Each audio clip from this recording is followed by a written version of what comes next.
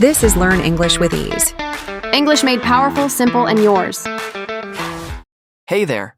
Welcome back to Learn English with Ease. Or if this is your first time listening, you're exactly where you need to be.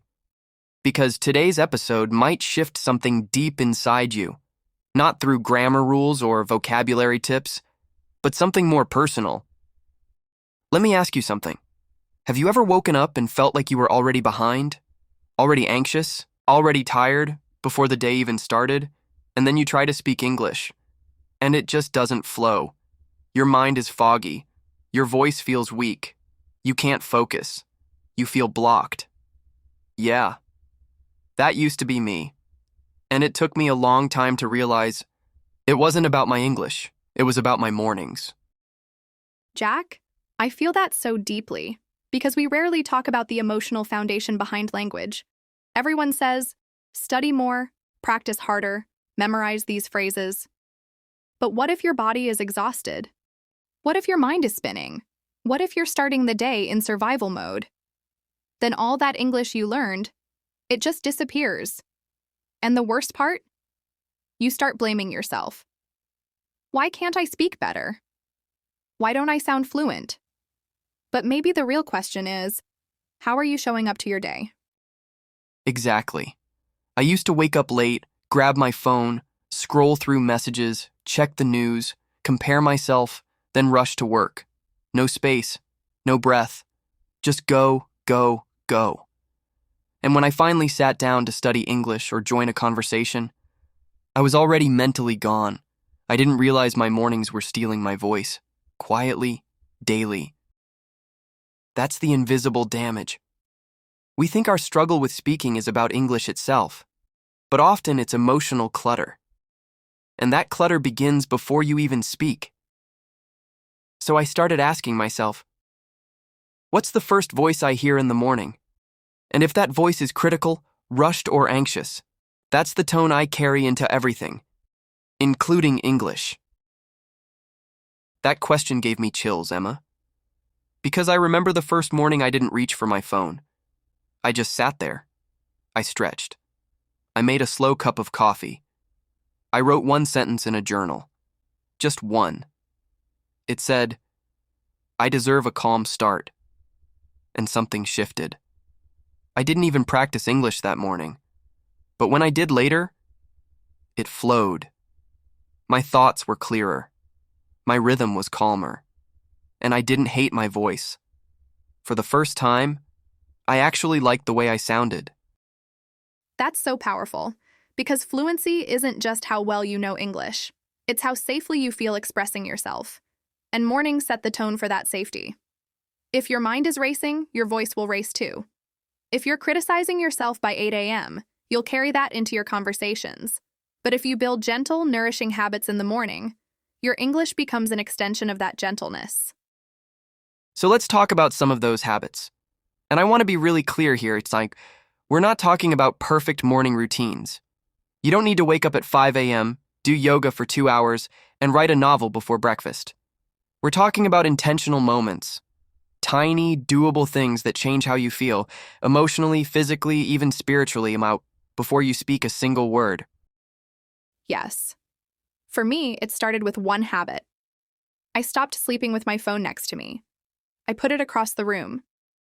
So in the morning, I had to physically get up to turn off the alarm. And then, I'd just sit on the floor for 5 minutes. Eyes closed. No goal. No pressure.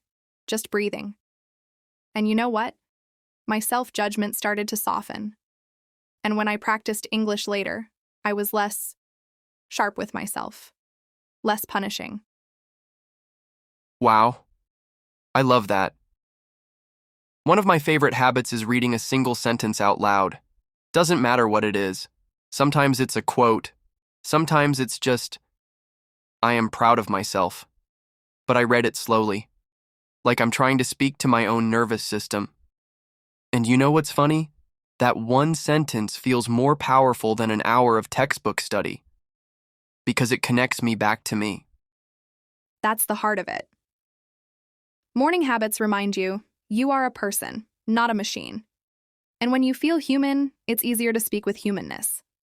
even if you make mistakes, even if your accent shows. You're not trying to impress, you're trying to express. And I think a lot of English learners forget that. They think fluency means fast, but real fluency is about feeling. Feeling grounded, feeling safe, feeling like you belong in your own skin, even when you're using new words. Can I tell you something a student once told me? She said, "Emma, when I wake up peacefully, my English is beautiful. But when I wake up in panic, I feel like I forget everything." And it hit me so hard, because she didn't need more vocabulary. She needed more peace. Goosebumps. That's what this whole episode is about. You don't need to fix your English. You need to nurture your mornings. Because your voice, in any language, grows best in environments where it's safe to be real, not perfect. So maybe the real English lesson today is to stop rushing, to stop waking up already in fight or flight mode, to stop treating yourself like a machine that has to perform, and instead, create a small space, even 5 minutes, to remind yourself, I am here, I matter, my voice matters. And I promise, if you build that habit, just a little at a time, your English will shift. You'll sound more like you, not because you're trying harder, but because you're trying softer. And the truth is, your best English lives inside your calmest self, not your smartest self, not your most perfect self, but the version of you that feels worthy, even in silence. So here's what I want everyone listening to do. Tomorrow morning, before you speak to the world, speak to yourself. Kindly, gently. Maybe write a sentence. Maybe just breathe. Maybe sip your tea with presence. But do one thing that reminds you, I deserve a peaceful start. That one habit could change not just your English, but your entire life.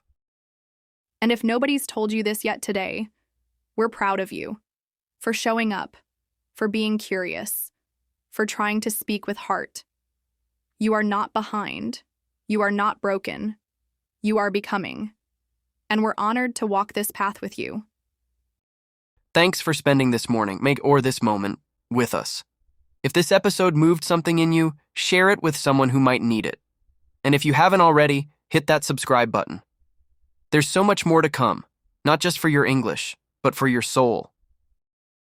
See you next time on Learn English with Ease. Until then, stay soft, stay grounded, and keep speaking like you.